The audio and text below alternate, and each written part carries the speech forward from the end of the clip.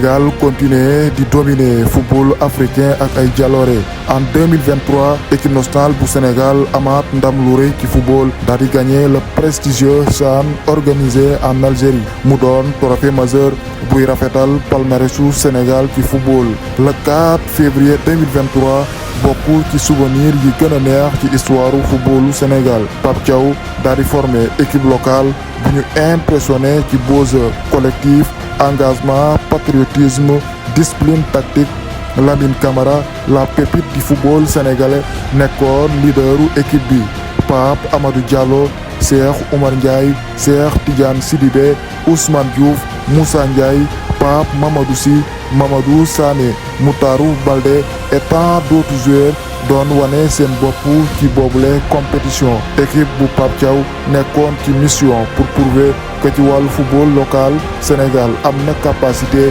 dominer continent bu Afrique. Gattuso,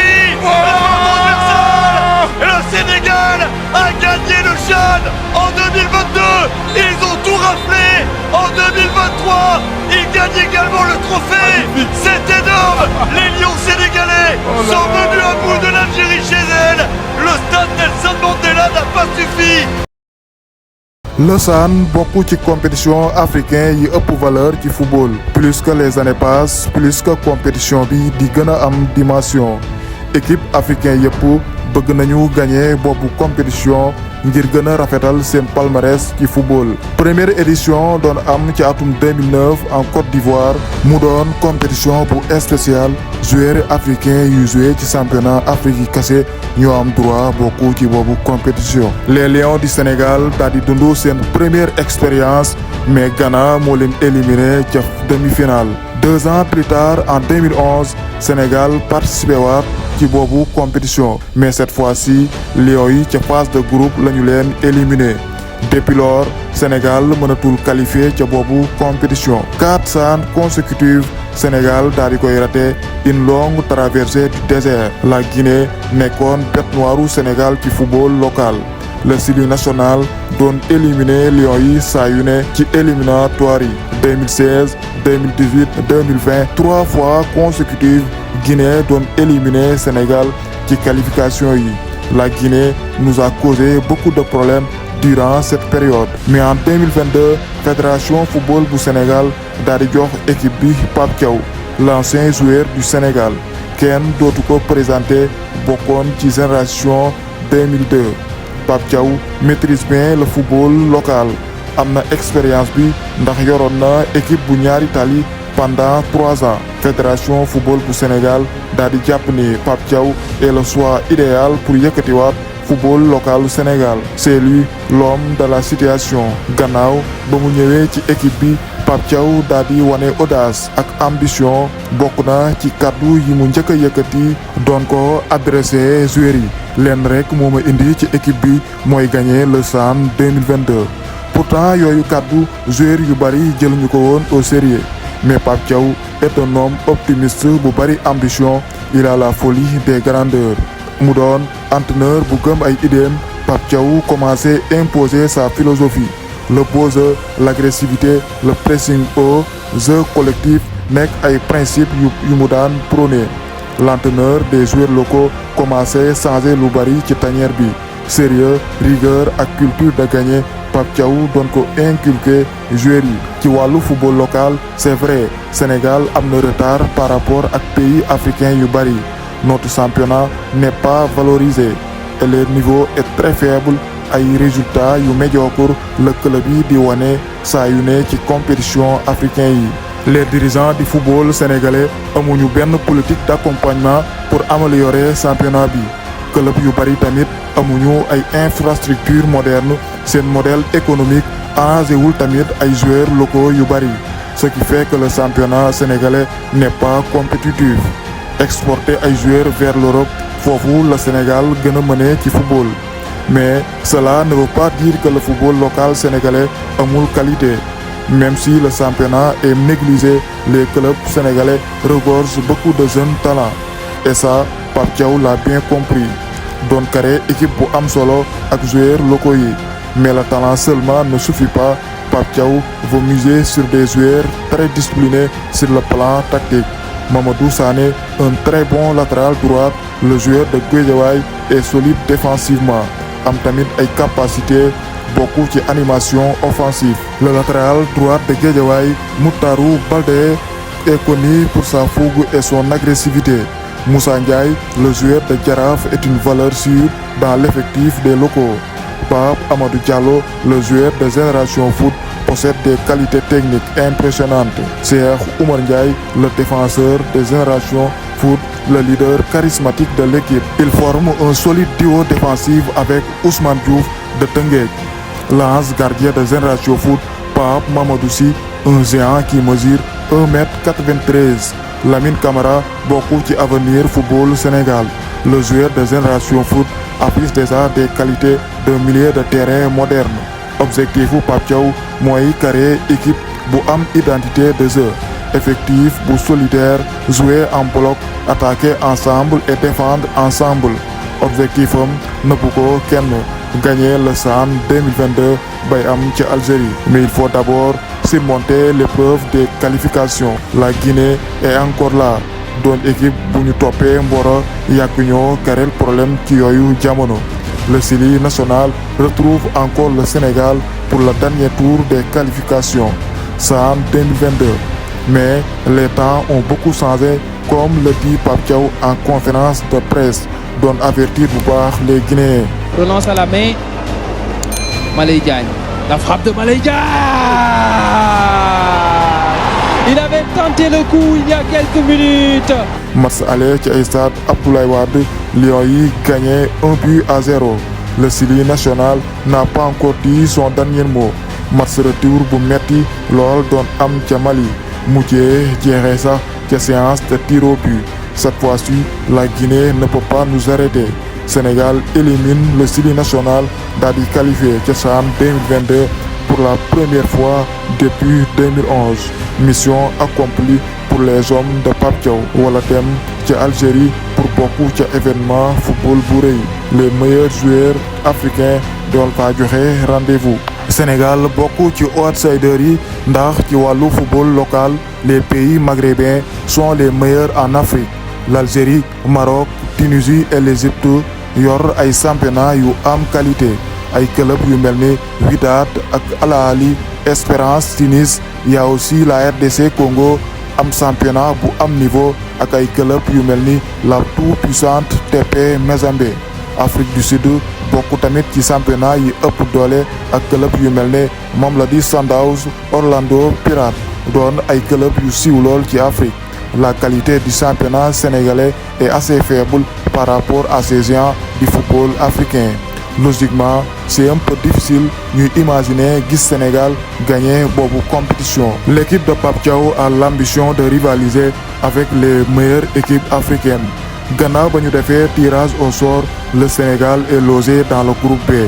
La République démocratique du Congo, la Côte d'Ivoire et l'Ouganda wala nekk adversaire u Lions yi. Des équipes très expérimentées wala jàkkaarloog Sénégal. Lions yi jël décision bu am solo, li ñu bëgg mooy def ay match préparation ci dëkku naar yi pour gën a adopté wu ca climat ba ca Algérie. Premier match préparation, Sénégal daal di def match nul ak Algérie ci 2 buts partout. Par la suite, Lions yi daal di perte ci kanamu Maroc ci 1-0. Dernier match préparation, Sénégal daal di rassuré am victoire bu am solo. Le 14 janvier 2023, Sénégal di def son entrée en lice wala défier la Côte d'Ivoire ci stade bu Annaba. Pape Thiaw daal di opté dispositif tactique bu offensif lool avec 3 défenseurs, Mamadou Sané, Cheikh Oumar Ndiaye et Ousmane Diouf, et 4 milieux de terrain, Moussa Kanté, Ousmane Kane, Lamine Camara, Cheikh Tidiane Sidibé. Seen rôle mooy gagner la bataille du milieu. Cheikh Ibra Diouf, Elimane Cissé ak Pape Amadou Sy wala gérer attaque Lions yi. Sénégal wane envie ak engagement doon contrôler match bi ak pressing haut bu remarquable. En l'espace de 10 minutes, Lions yi obtenir 4 corners. Agressivité bu rëy la équipe bu Pape Thiaw doon wane ci défense ivoirien yi. Malgré la domination, Sénégal mënul dugal ay but. Trop de maladresse dans le dernier geste. Deuxième mi-temps, ivoirien yi commencé yeewu di créer ay occasions yu dangereux.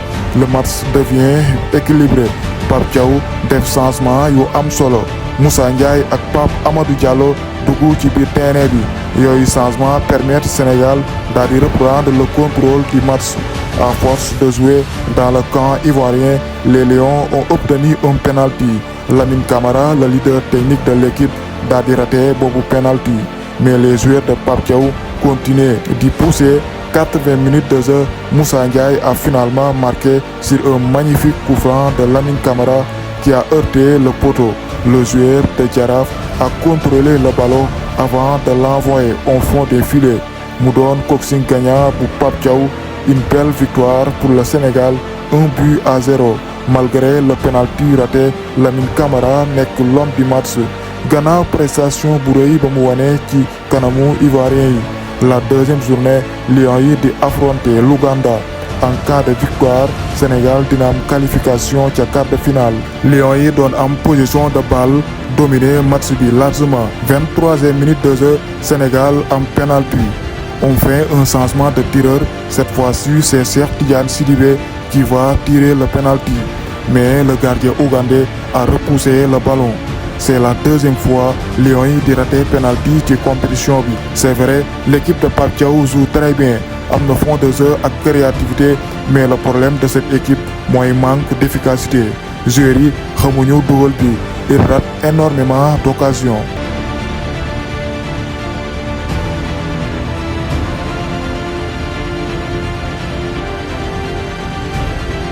L'Ouganda a été beaucoup plus réaliste. Benn tir cadré cassé lañu am ci boobu match, mais ils l'ont bien exploité. L'Ouganda am victoire ci kanamu Lions yi 1-0 daal di jël première place ci poule bi ak 4 points. La poule est relancée pour la troisième journée. Le Sénégal doit obligatoirement faire un résultat positif pour am qualification ca quart de finale. Match choc moo leen di xaar. La RDC Congo, l'un des grands favoris de la compétition. Congolais yi am ñaari match nul, foog ñu gagner Sénégal pour am qualification ca quart de finale. Ce sera un match très décisif pour les deux équipes. RDC Congo seen joueurs yi am réputation ci vitesse ak percussion. Ay joueurs yu gaaw lool mën a indi danger ci couloir yi. Loolu moo tax Pape Thiaw daal di changer son système de 3 défenseurs, daal di proposer un système de 4-3-3 pour mieux contrer les fulgurances des Congolais. Mamadou Sané à droite et Cheikh Tidiane Sidibé à gauche. Au milieu de terrain, on retrouve le milieu Ousmane Kane, Elimane Cissé et Lamine Camara. En attaque, il y a aussi Malick Mbaye et Pape Amadou Diallo sur les côtés gauche et droite, et Cheikh Ibra Diouf en pointe. Tactiquement, le Sénégal maîtrise bien le match, des prestations pour rëy lool. Cette fois-ci, les joueurs de Pape Thiaw ont beaucoup progressé sur l'efficacité devant les buts. Shot from range, takes the deflection, and it's a goal. Maybe to seal this match, opportunity, and it's a goal. Malick Mbaye, at the near pass, and it's a goal. Le Sénégal écrase la République démocratique du Congo, 3-0, daal di qualifié ca quart de finale, jël première place ci poule B avec 6 points. Mu doon défi bu Lions yi daal di relever gannaaw poule bu metti ba ñu leen boole woon ci boppu compétition. Quart de finale, Sénégal di am match derby di jàkkaarloog les voisins mauritaniens. Un match très difficile bu bari engagement ci ñaari équipe yi. Sénégal daal di obtenir son 3e penalty ci compétition bi. Lamine Camara xalaatul benn yoon di ko raté. Le joueur de Génération Foot ouvre le score, mais la Mauritanie n'a pas encore dit son dernier mot. Doon joué ci camp wu Lions yi. Pape Mamadou Sy a fait un grand match, doon wane boppam bu baax. Sénégal a fait l'essentiel, gagné boobu derby, qualifié ca demi-finale pour la 2e fois de son histoire. Demi-finale, Lions yi di jàkkaarloog le Madagascar, la surprise de la compétition, di def ay performance yu rëy. Seen match yëpp lañu gagné ci CHAN bi. Ils ont gagné tout le match, mais les joueurs de Pape Thiaw sont en mission. Seen objectif mooy écrire l'histoire. 5 minutes de jeu seulement, Pape Amadou Diallo daal di ouvrir score bi ci centre bu rëy bu ko Lamine Sané daal di defal. Le Sénégal entre bien dans le match, wane organisation bu exceptionnelle ci milieu de terrain bi, doon perturbé bu baax le jeu en verticalité des Malgaches. L'équipe de Pape Thiaw a bien neutralisé l'attaque des Barea. Une hyper domination pour le Sénégal. Joueurs locaux yi gagné logiquement Madagascar, qualifié finale CHAN 2022 pour la première fois de l'histoire. Une victoire historique, équipe bu Pape Thiaw di impressionné ci CHAN 2022 ak prestation yu rëy lool. Finale CHAN 2022, Sénégal am na client bu mu dul yàkkale. L'Algérie, le pays organisateur, di exploser équipe yi depuis le début de la compétition. 5 matchs, 5 victoires, la meilleure attaque du tournoi. L'Algérie en faveur bu rëy, il joue à domicile. Plus de 40 000 supporters wala nekk ci ginnaaw Fenech yi. Atmosphère bu hostile mooy xaar joueurs yi. Sénégal yi ci stade bu Nelson Mandela. C'est très rare équipe naar yi di perte à domicile. Ils sont très forts devant leur public. Mission impossible mooy xaar Sénégal ci boobu final. Algériens yi di yaakaar ci ay individualité ak ay armes offensives. Mais par contre, le Sénégal peut compter sur sa solidité défensive et sa rigueur tactique pour contrecarrer les Algériens. Pape Thiaw propose un bloc défensif très compact, fermer le jeu pour que Algériens yi duñu mën a trouver espace yi. L'impact physique a été dominé clairement par les Lions. doon wane engagement ci duel yi. Galvanisé par le public, algérien yi doon jéem a contrôler match bi. Mais Lions yi may ñu leen fenn fu ñu xalaatee pour ñu def construction, doon perturber relance algérien yi bu baax ak pressing haut bu impressionnant. mu doon match bu tactique, match bu fermé ci ñaari équipe yi doon ko wane. Contre le poitrine, l'enchaînement peut-être, en finition. Restez très concentré, Papsi va du point, c'est possible, il est capable, il a encore la possibilité. Diallo pour le 100 mètres, il y avait peut-être une bonne idée là, mais ce n'est pas passé. Encore une chance dans cette frappe là. Après la fin du temps réglementaire, ñaari équipe yi wala dem ca prolongation, mais le score n'a pas changé. 0 but partout, ñaari équipe yi wala dem ci séance de tir au but pour xam kan mooy gagné boobu compétition. Pape Thiaw remobilise ses joueurs pour def ci ñoom courage ak état d'esprit. bu leen am lenn lu ngeen di ragal, nañu ànd dal ak teey. bu leen calculer public bi, am leen fit ci li ngeen di def. nekk ay kaddu yu Pape Thiaw yëkkati pour encourager ay joueuram.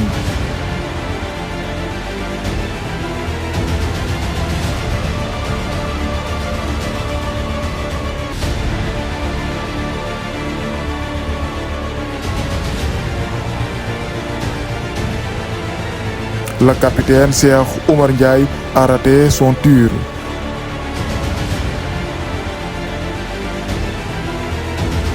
Algérie am avantage bu rëy. Si Mayous marque, l'Algérie sera champion d'Afrique. Mais Pape Mamadou Sy, le gardien sénégalais, yàgg na suivre Aymen Mayous. Il a bien étudié l'attaquant algérien pour comprendre façon bi mu dóoree penalty. Yàlla dimbali si ma am ci concentration bu bari sax. comme moom doon naa ko seetaan tamit. danga ko yàgg a topp danga ko yàgg a topp quoi di ko seetaan quoi parce que moom match yi daan na may penalty di ko dóor. te noonu la ko daan dóoree. daan dóoree ma def nga waajal ko. Heureusement, Pape Mamadou Sy daa di sauver Sénégal gannaaw ba mu arrêté penalty Aymen Mayous. Le Sénégal commence à prendre un ascendant psychologique sur l'Algérie. Les Fenech d'Algérie ñoo nekk léegi ci pression. Guendouzi a complètement raté son tir. Guendouzi, le Sénégal a gagné le CHAN en 2022.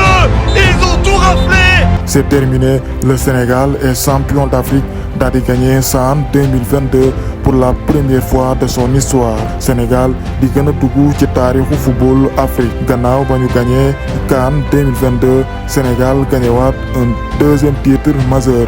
Une victoire largement méritée. Lions yi impressionné bu baax ci jeu collectif, discipline ak ay individualité yu wane seeni preuve. ku ci mel ne Lamine Camara nekk révélation bu rëy ak Pape Mamadou Sy nekk meilleur gardien ci boobu compétition. En l'espace de 2 ans, Sénégal imposé dictature ci football africain. daa di rafler lépp lu ñu tegoon ci continent bi. C'est la première fois muy am ci football africain. L'entraîneur locaux Pape Thiaw nekk révélation gannaaw liggéey yu am solo yi mu apporté ci équipe bi ci wàllu gestion discipline tactique. Pape Thiaw daal di wane boppam bu baax. Le Sénégal au toit du continent africain. Pourtant yàgg nañu critiquer football local bu Sénégal mais ci boobu compétition doon am ci Algérie les joueurs locaux daal di prouver que malgré championnat bu Sénégal amul moyen ak attractivité mais am nañ talent jom fulla ak fit pour dominer le football africain.